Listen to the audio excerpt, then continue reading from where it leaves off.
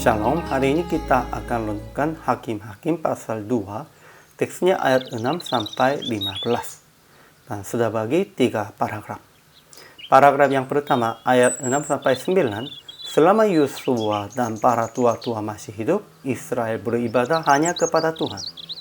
Paragraf yang kedua, ayat 10 sampai 13, angkanya baru beribadah kepada Baal dan Ashtoreth karena mereka tidak tahu tentang Tuhan. Paragraf yang ketiga, ayat 14 sampai 15. Tuhan bangkit murka menghadap orang Israel dan ia menyerahkan mereka ke dalam tangan perampok. Kesimpulannya, setelah Yosua mati pada umur 110 tahun, orang Israel tetap beribadah kepada Tuhan selama masih hidup para tua-tua yang telah melihat perbuatan Tuhan yang besar itu. Namun angkatan baru tidak mengenal Tuhan ataupun perbuatan yang dilakukannya bagi Israel. Jadi mereka melakukan yang jahat, menyakiti hati Tuhan dengan beribadah kepada Baal dan Ashtoreth.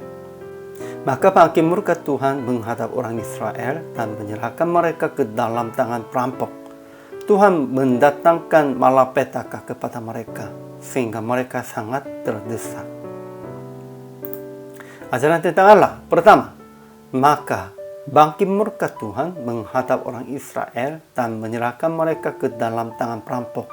Tuhan mendatangkan malapetaka kepada mereka sehingga mereka sangat terdesak karena mereka hanya beribadah kepada Baal dan Ashtoreth.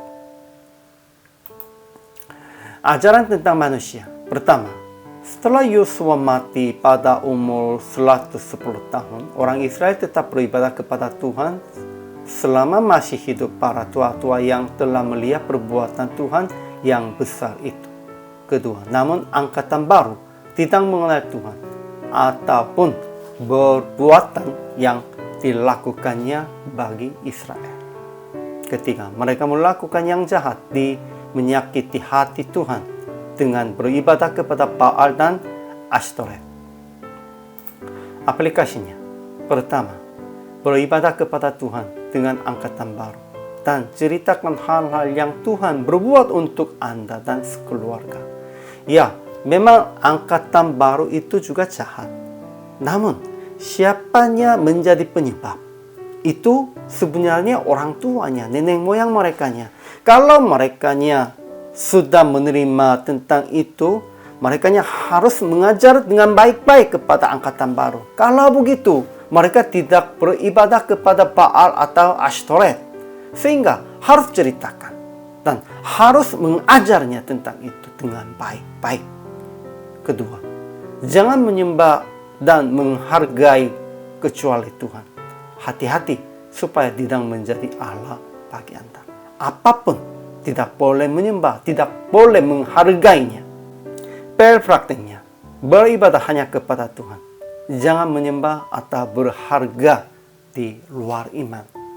Ya, di dunianya ada banyak yang baik kelihatannya dan kita kadang-kadang menyembah itu atau menghargainya itu lebih dari Tuhannya.